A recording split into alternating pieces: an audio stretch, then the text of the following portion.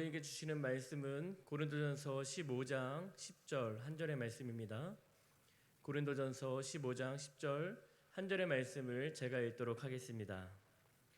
그러나 내가 나된 것은 하나님의 은혜로 된 것이니 내게 주신 그의 은혜가 헛되지 아니하여 내가 모든 사도보다 더 많이 수고하였으나 내가 한 것이 아니요 오직 나와 함께 하신 하나님의 은혜로라. 아멘. 기도하겠습니다. 하나님, 오늘도 주의 말씀 앞에 섭니다. 하나님께서 우리에게 무엇을 말씀하실지 이 시간 기대하며 나아가게 하여 주시고 하나님의 음성이 우리 안에 들려지게 하셔서 우리가 그 말씀대로 살아갈 수 있는 은혜가 우리에게 있게 하여 주옵소서. 성령 하나님, 우리에게 충만하게 임재하여 주셔서 우리의 모든 마음의 생각과 또 우리의 마음의 모든 정서까지도 하나님께서 다스려 주옵소서. 이 시간을 온전히 주님께 맡겨드리며 예수님의 이름으로 기도합니다.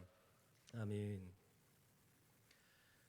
여러분, 최근에 여러분들이 가장 많이 듣는 그 말 중에서 여러분들이 가장 많이 듣고 있는 단어는 어떠한 단어가 있으십니까? 또는 여러분들이 생각하고 있는 여러 가지 단어 중에서 특별히 여러분들이 가장 많이 생각하고 있는 단어는 어떠한 것이 있으십니까? 저를 생각해 봤을 때 내가 가장 많이 듣는 단어가 무엇일까? 또 내가 생각하고 있는 가장 많이 생각하는 단어가 무엇인가라고 생각해 본다면 저는 은혜라고 할 수 있습니다. 최근에 인도에 많은 코로나 확진자들이 발생하면서 제 안에 많은 걱정들이 있었습니다. 아무래도 인도에 아는 선교사님들이 많이 계시기 때문에 선교사님들의 건강과 또 사역과 여러 가지 것들이 걱정이 되었습니다. 실제로 제가 알고 있는 인도의 한 선교사님께서 그 선교사님과 큰딸이 확진되었다는 소식을 듣기도 했습니다. 그러면서 제가 선교사님들과 함께 전화통화를 하면서 여러 가지 이야기를 하는데 그 중에서 거의 대부분이 빠지지 않고 말씀하시는 것이 이것입니다. 내가 은혜로 살고 있다.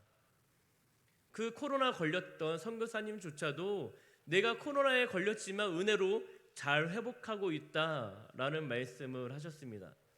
비단 선교사님들의 삶뿐만이 아닙니다. 제가 신방 전화를 교회 성도님들에게 하다 보면 많은 분들이 역시나 이렇게 말씀하십니다. 제가 은혜로 잘 지내고 있습니다 라는 것입니다.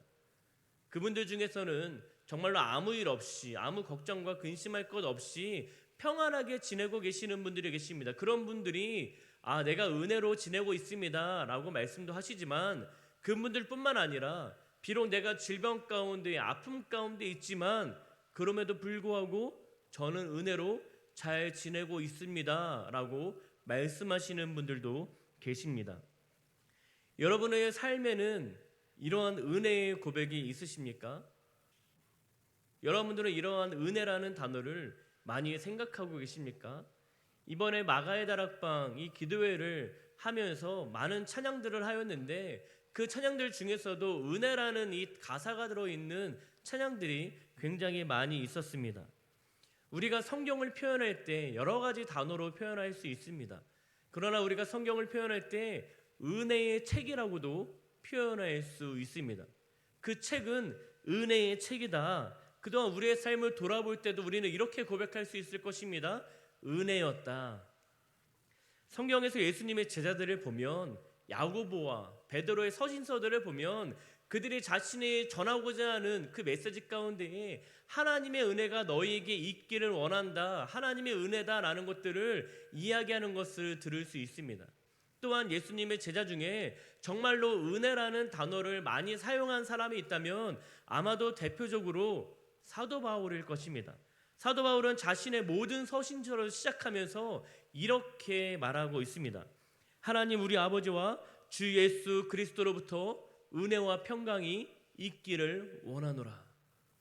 사도 바울은 자신이 편지를 하면서 항상 인사말에서 하나님의 그 은혜와 평강을 그들에게 있기를 원한다라고 고백하고 있습니다. 왜냐하면 사도 바울 자신이 그 은혜가 무엇인지 알았기 때문입니다. 단순히 지식으로 아는 것뿐만 아니라 실제적으로 하나님의 은혜를 경험했던 사람이 바로 사도 바울이었습니다.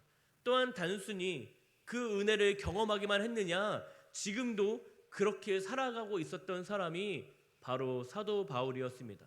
그렇기 때문에 그 은혜가 얼마나 중요한지, 우리가 은혜가 없으면 살아갈 수 없는 존재임을 알고 있었던 사도 바울은 자신이 편지하고 있는 모든 자들에게 인사를 하면서 하나님의 은혜와 평강이 있기를 원한다라고 고백했던 것입니다.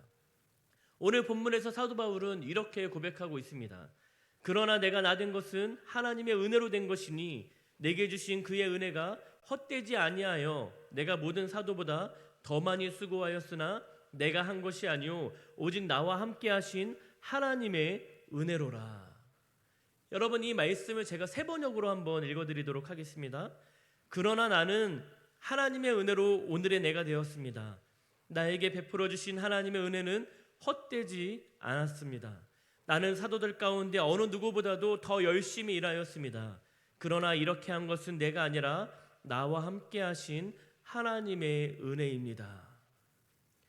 여러분, 사도 바울은 단순한 은혜를 이야기하는 것이 아니라 자신의 존재를 이야기하면서 자신이 현재 존재하고 있는 이유에 대해서 은혜다라고 말하고 있습니다. 내가 지금 이렇게 살아갈 수 있는 것, 그것이 은혜입니다. 또한 내가 이렇게 사역할 수 있는 것, 그것이 은혜입니다라고 고백한 것입니다. 여러분, 사도 바울은 누구보다도 하나님의 사역을 위해서 열심을 다했던 사람이었습니다. 그렇기 때문에 사도 바울에게는 만사형통했구나 라는 생각을 할 수 있지만, 사도 바울의 삶을 우리가 성경을 통해서 듣다 보면 그의 삶은 만사형통한 삶이 아니었습니다.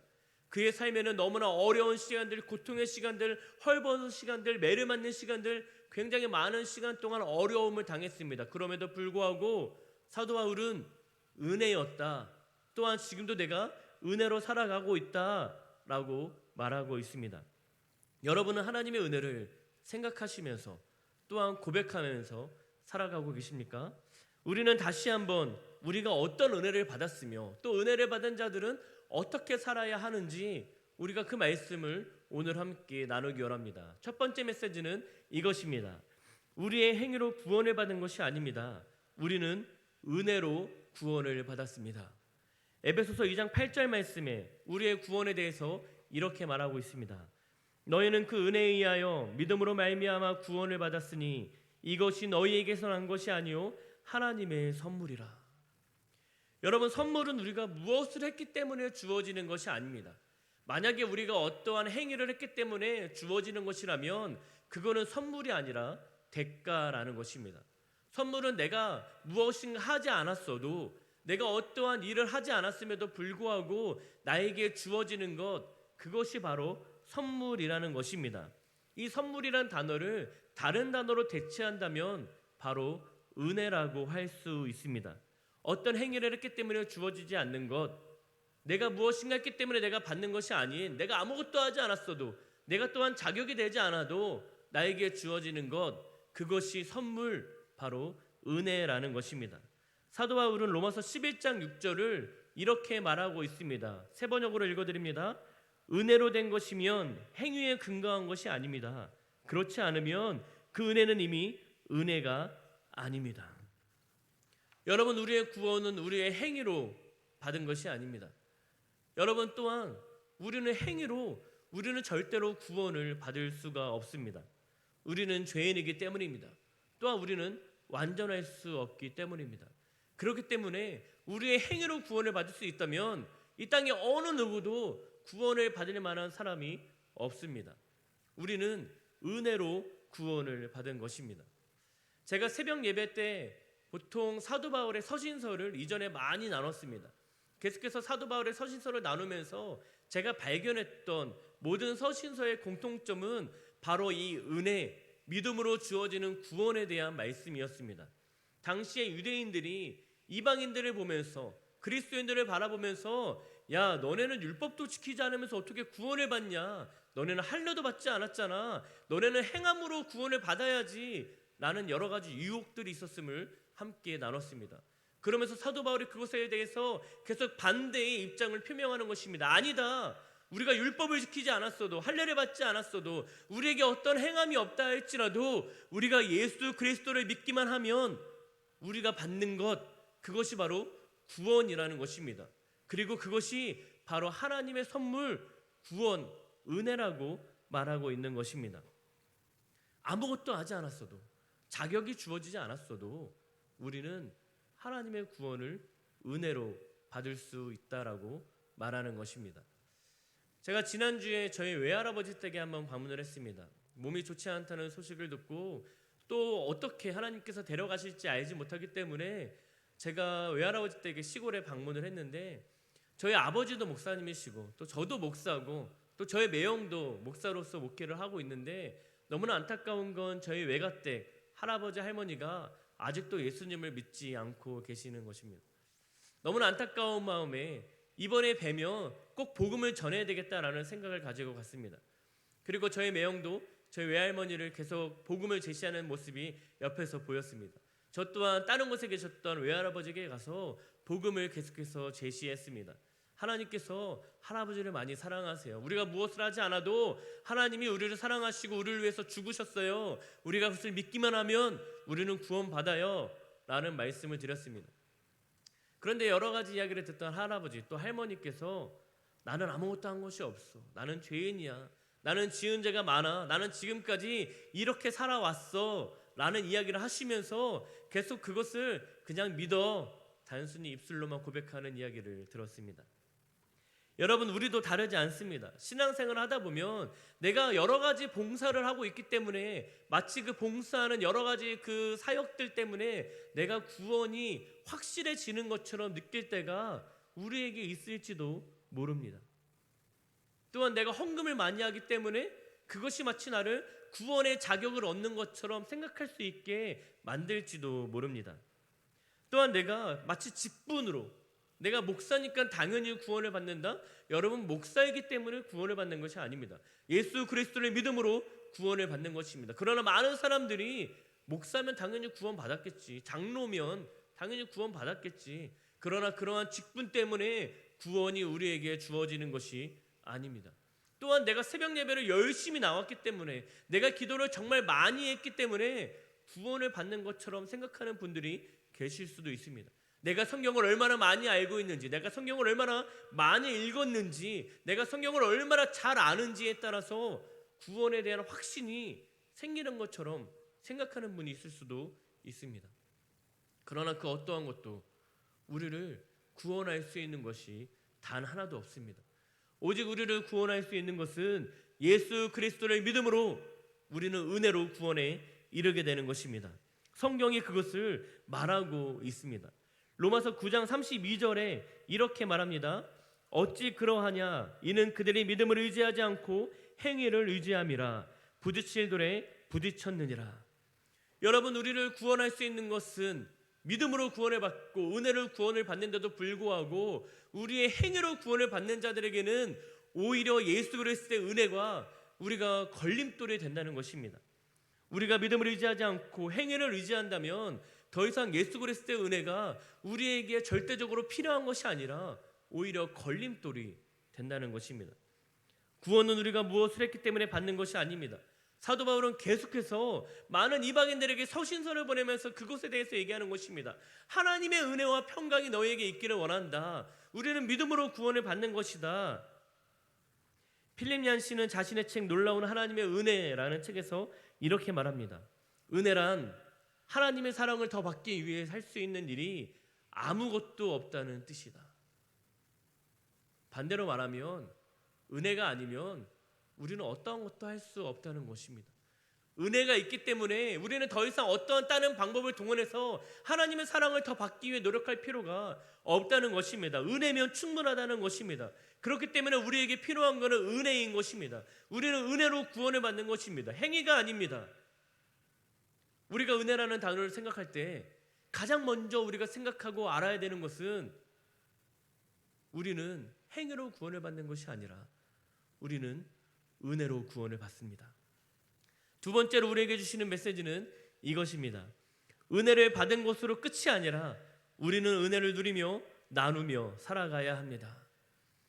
여러분, 많은 사람들이 실수하는 것이 무엇입니까? 난 구원받았어. 이제는 내 마음대로 살아도 돼. 나는 구원받았으니까 이제는 내 마음껏 살아도 하나님이 나를 구원하실 거야 라고 생각하는 것입니다. 바로 구원파의 생각들이 이런 생각인 것이죠. 난 구원받았으니까 이제 내가 어떠한 삶을 살아도 괜찮아. 하나님이 나를 구원하셨어. 여러분, 우리는 하나님의 놀라운 은혜로 구원을 받았습니다. 그렇다면 우리의 삶은 어떠해야 합니까? 우리의 삶은 구원받은 삶으로서 어떤 것이 우리의 삶 가운데 나타나야 합니까? 우리의 삶은 기쁨과 또 우리 안에 감사의 표현이 우리의 삶에 계속해서 나와야 하는 것입니다. 그러나 많은 사람들이 그 은혜를 받았음에도 불구하고 오히려 근심과 걱정과 그 은혜를 누리며 살지 못하는 사람들이 굉장히 많이 있습니다. 앞서 말씀드린 필립 얀시의 놀라운 하나님의 은혜라는 책에서 상담가 데이빗 시멘즈의 상담을 이렇게 소개하고 있습니다. 나는 오래전에 복음주의적인 그리스도인들이 겪는 대부분의 정서 문제의 주요 원인은 다음 두 가지라고 결론을 내릴 수밖에 없었다. 하나는 하나님의 무조건적인 은혜와 용서를 깨닫고 받아들이지 못하며 누리지 못하는 것이고, 또 하나는 그 무조건적인 사랑, 용서, 은혜를 다른 사람들에게 베풀지 못하는 것이다. 오늘 사도 바울은 나의 존재가 바로 하나님의 은혜인 것을 고백하였습니다. 앞서 말씀드린 것처럼 그의 삶은 만사형통한 삶이 아니었습니다. 고린도후서 11장 23절부터 27절에 그가 얼마나 많은 고통과 수모를 당했는지 언급하고 있습니다. 그럼에도 불구하고 그는 하나님의 은혜로 내가 지금 살고 있다라고 고백합니다. 또한 사도 바울은 자신의 육체의 가시가 가지고 있었습니다. 그래서 사도 바울은 자신의 육체의 가시가 떠나가게 하시기를 하나님께 3번 간구했다고 기록하고 있습니다. 그런 사도 바울에게 하나님께서는 이렇게 말씀하셨습니다. 고린도후서 12장 9절의 말씀입니다. 나에게 이르시기를 내 은혜가 내게 족하도다. 이는 내 능력이 약한 데서 온전하여짐이라 하신지라. 그러므로 도리어 크게 기뻐함으로 나의 여러 약한 것들에 대하여 자랑하리니 이는 그리스도의 능력이 내게 머물게 하려 함이라. 아멘. 하나님께서 이렇게 말씀하시는 것입니다. 내 은혜가 내게 족하다. 중요한 것은 무엇인지 아십니까? 사도 바울이 그것을 받아들였다는 것입니다. 내 육체의 가시 때문에 내가 고통스러워서 하나님 앞에 3번 이것을 걷어가시기를 간구했는데 하나님께서 내 은혜가 내게 족하다라고 하시는 그 말씀에 사도 바울은 아멘 하고 받아들였다는 것입니다. 여러분, 우리의 삶에 문제가 없으면 얼마나 좋겠습니까? 우리의 삶에 근심과 걱정이 없으면 얼마나 좋겠습니까? 서두에 말씀드린 선교사님들의 삶에 근심과 걱정이 없으면 정말 얼마나 행복하겠습니까? 사역을 하는데 막 열매가 맺혀지고 재정적인 어려움이 없고 자녀에 대한 근심이 없고 모든 것이 완벽해서 이루어지는 그 삶을 살면 얼마나 좋겠습니까? 하지만 선교지는 그런 삶을 살 수가 없습니다. 마음이 힘들 때가 있습니다. 자녀에 대한 걱정이 생길 때가 있습니다. 육체적인 어려움이 있을 때가 있습니다. 그럼에도 불구하고 은혜로 잘 지내고 있다고 말씀하십니다. 그분들에게는 하나님의 은혜면 다 되는 것입니다. 우리의 삶이 만사형통하지 않습니다. 건강의 어려움, 사업의 어려움, 자녀의 어려움, 또 다른 여러 가지 관계의 어려움 등 우리의 삶에는 어려움이 끊임없이 계속해서 찾아오고 있습니다. 그때 우리가 만약에 그 어려움들만 바라본다면 우리는 하나님의 은혜를 쉽게 잊어버리고 말 것입니다. 그리고 그 결과가 무엇입니까? 카일 아이들먼은 은혜가 더 크다라는 책에서 그 결과를 이렇게 말하고 있습니다.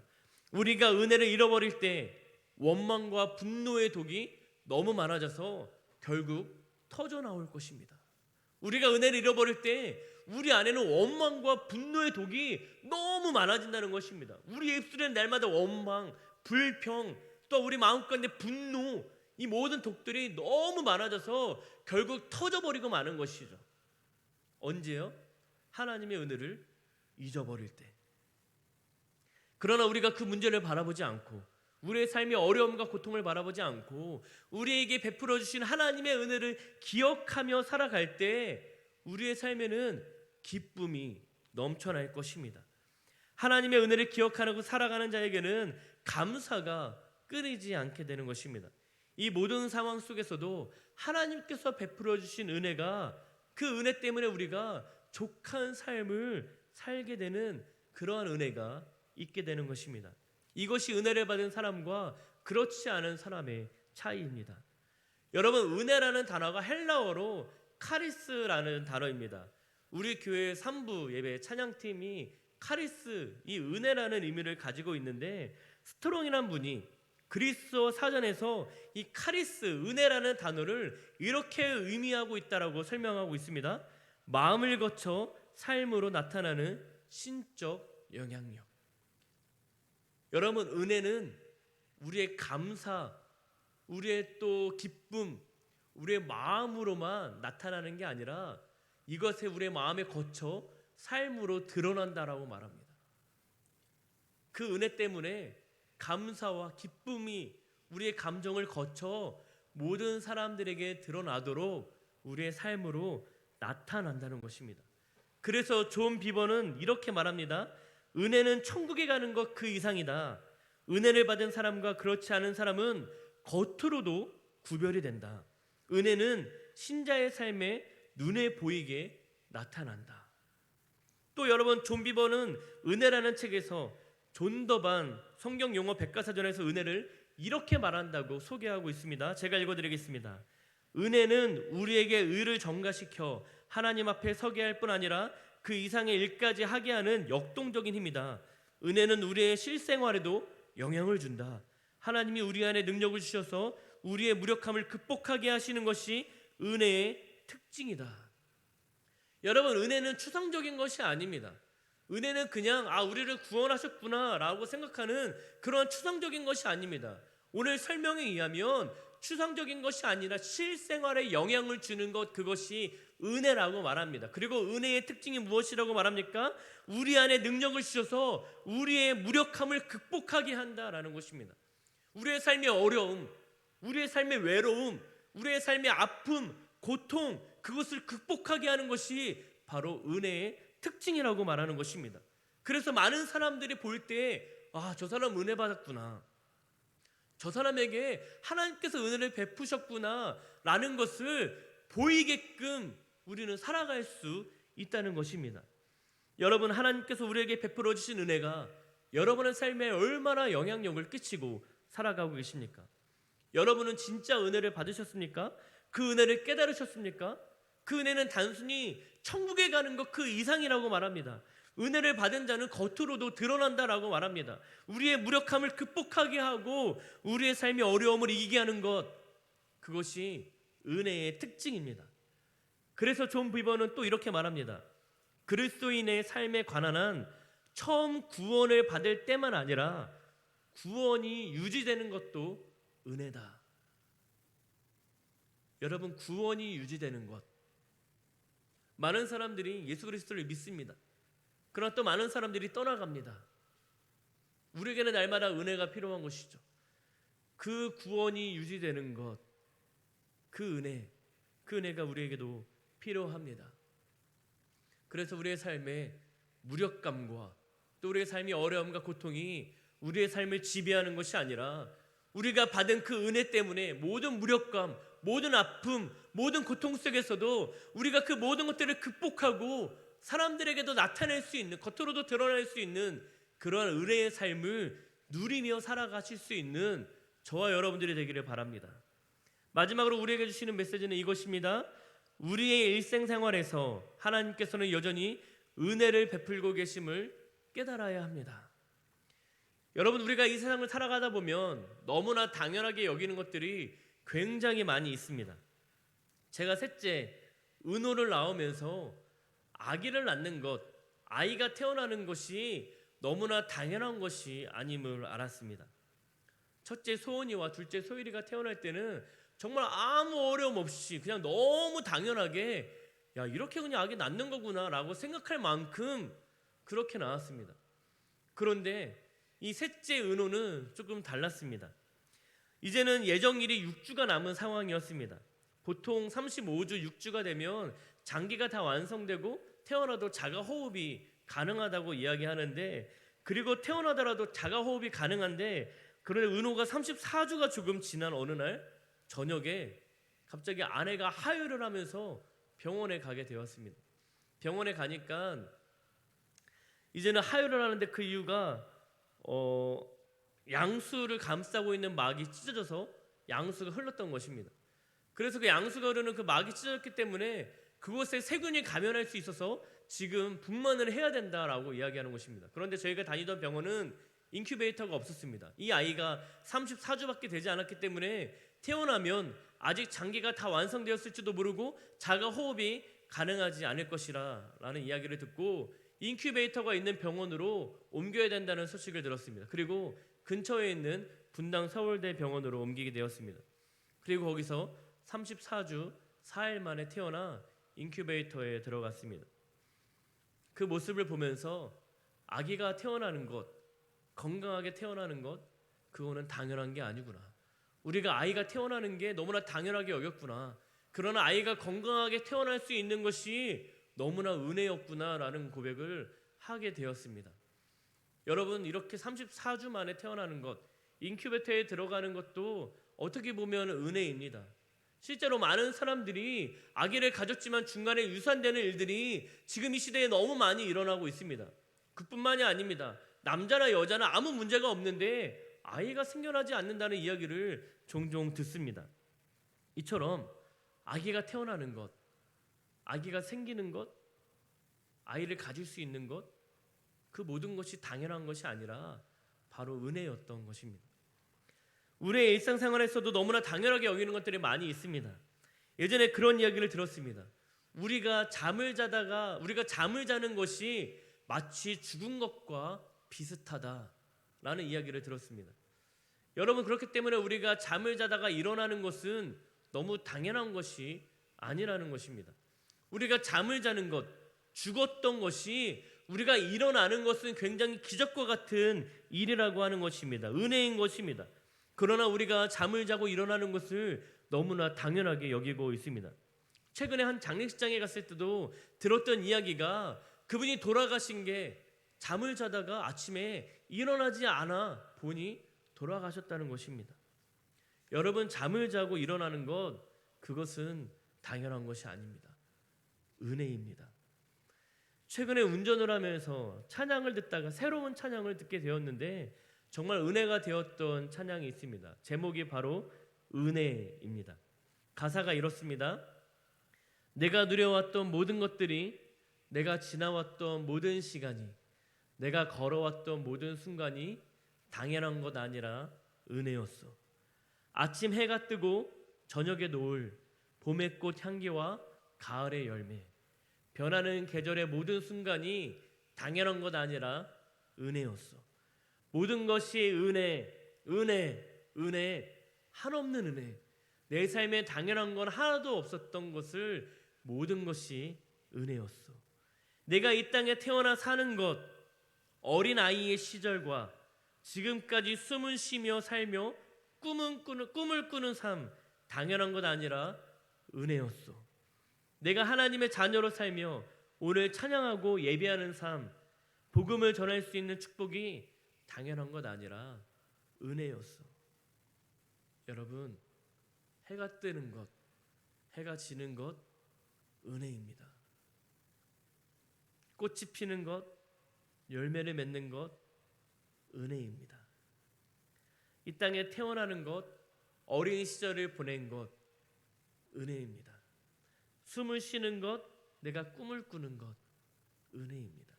이 땅에 어느 것 하나도 당연한 것은 없습니다. 우리가 그렇게 생각할 때 이것은 우리가 이렇게 고백할 수 있을 것입니다. 하나님의 은혜였습니다. 여러분, 우리는 은혜 가운데 살아가고 있습니다.